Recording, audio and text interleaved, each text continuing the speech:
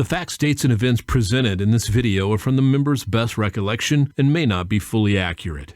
This video is intended for entertainment purposes only. Always consult with your local union about your rights and duties at your workplace. The opinions shared on this video are our own and do not necessarily represent my employer's positions, strategies, or opinions. All views shared are protected under the National Labor Relations Act.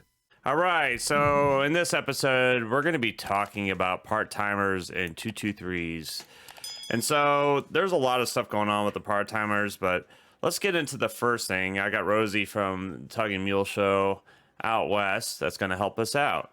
So let's talk about the wages and progression. How does all that work? So I think there's been a lot of complication with the wages and the progression. Like there's a new part-time progression coming in where the new hires, or what they call the unborns that haven't been hired yet, that we hired after August 1st, or when the contract's ratified, 2023, they'll start at 21 and then they'll top out at 23. So that's not fantastic. I don't know that anybody actually likes that. I think that's a pretty poor new progression, and we didn't really, when we proposed a part-time progression, that definitely was not what we were talking about. So I do think that the actual raises, this is the largest raise package and GWI package that we've ever seen in UPS history. So that's something that I think that the members need to take into consideration, is that overall, and we have the COLAs in there. So as the years go by, if we get a COLA, then that obviously will get more than the 750 in the GWI. So that in and of itself is a good increase, And then the senior part-timers getting the $1.50, and and I know that they think that there should have been more, and possibly there should have, but overall, I think that that's a pretty large wage package, that came to the part-timers and the full-timers. Could there have been more? Yeah, UPS probably could have been more, but would they have? I don't think so. I don't think that they would have ever came to 25. And that's, I think, the big issue that a lot of people are frustrated with, is that 25 just wasn't met. But yeah, I mean, I think some of that comes into hand with people's expectations. When you hear these $100 billion and $13 billion in profits, we as members really didn't know what was going to happen on the table when it came out. It is the largest wage package we've ever had. But it's people's expectations, in my opinion, that came into effect. So we're going to be talking about the MRAs. So market rate adjustment. We did a video a while back. I'll link it down below in this video if anybody wants to see it, talking about the MRAs. But there's been some new language on the MRAs, and we got somebody within the negotiations helped us out with this to help us understand how this is going to read out and how it's going to work. So, Rosie, I'm going to throw it to you. What's going on with the MRAs? So all of the current employees that have an MRA across the actual nation, those current A's are actually going to stay in place. So one of the biggest concerns was that once they were brought up to 21, those MRAs would be removed. Those MRAs are going to stay in place, and you're actually going to get your raise on top of that. So you'll be getting the 275 if you're a current part-time employee, and you'll also stay at wherever your MRA is. So there's probably going to be concerns that some part-timers with lower seniority might be making more than other part-timers because they have that MRA. But that's just right now, that was the agreement that was made for those specific areas that have those MRAs. Yeah, so for anybody who doesn't know, there's a side letter on all that, so it's not going to really be in the contract. It's done through a side letter.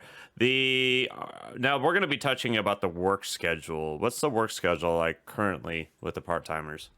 So, so that really breaks down very varying across the nation. Like I know most part-timers are probably Monday through Friday.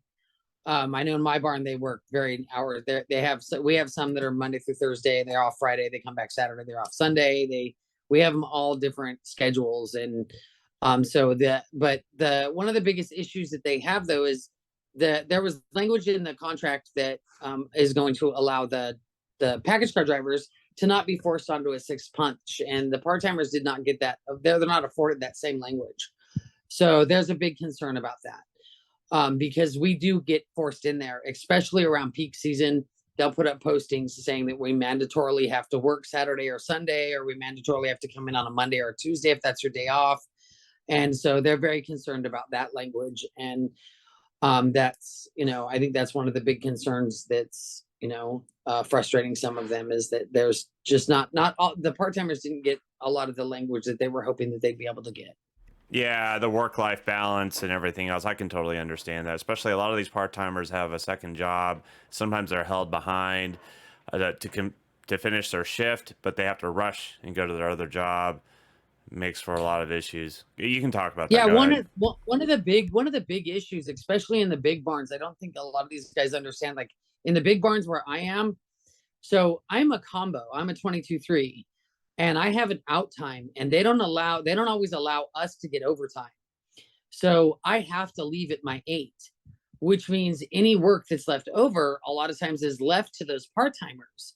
So the part-timers, sometimes they need to leave as well. They have babysitting issues, they have a second job, they have other things that they have to get to, but they can't leave.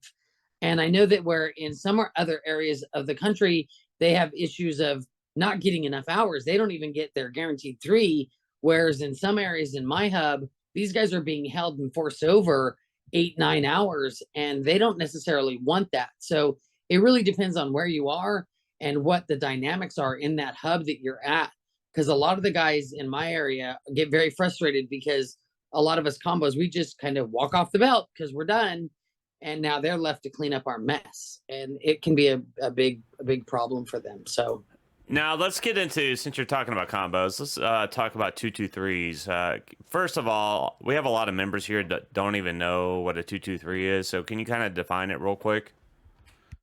yeah, so I think the most common 223 across the nation is probably the air driver. And a lot of people are very familiar with the combination air driver. And usually they drive package car driver, they drive package car, and they may work and load the package car, work like a preload. And those are the most common.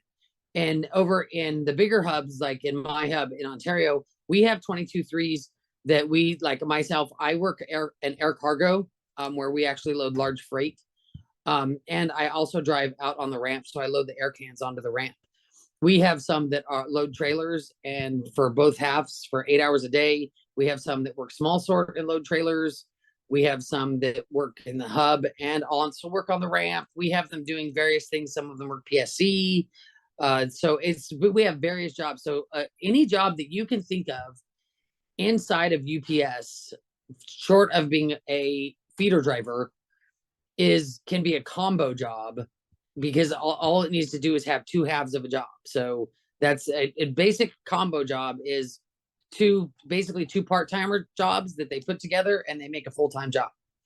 So that's the easiest way to explain a combo job. So All right. So nothing like a 224. 223s are much different, and actually a good thing for part-timers because it creates a full-time job. So can you explain some of the new language with the 223s? So the only new language for 223s was and I think it's actually really good language. It's not, doesn't actually come into effect until the 3rd year of the contract, but it gives us 7,500 new combo jobs. Now this is nationwide, but this is the first time in a couple of contracts that we've actually had combo job language. In the past, it's been full-time job language, which meant that it inclusively included package and feeder and all the other classifications, where this one is specifically 7,500 22-3 jobs, which is really great because we have a lot of employees that for health reasons or for whatever reasons can't actually go DOT. They can't do the other jobs within the company. So affording them a 22-3 job is really a great opportunity for them to be able to go full time. Absolutely. And it also helps out for senior full-time drivers that maybe have, bad knees or whatever, and it helps them get out of the truck and get to something a little bit easier. So, Rosie, appreciate you coming on. Check out the Tug and Mule Show, put it down below, and we'll get to the next episode.